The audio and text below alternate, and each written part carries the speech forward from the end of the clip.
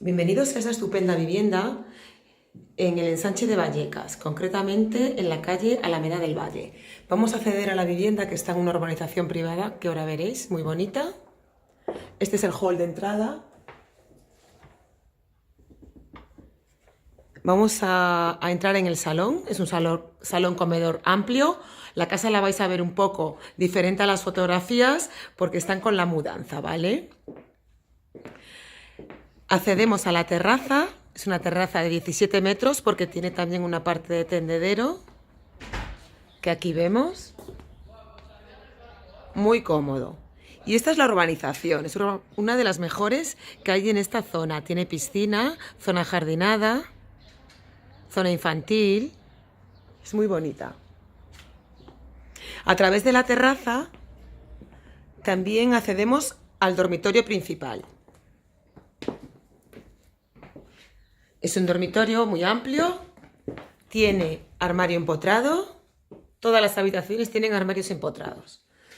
Este es el baño en suite, es un baño con bañera, es de mármol, tiene su mampara. Aquí tenemos una habitación. Como veis, la casa es muy luminosa, con su armario. Tiene ventilación cruzada, orientación este-oeste. Otra habitación. Las ventanas son oscilobatientes de Climalit, con su armario que está dividido y forrado. A través del pasillo vemos el otro cuarto de baño. Es un cuarto de baño que también tiene bañera. Y por último,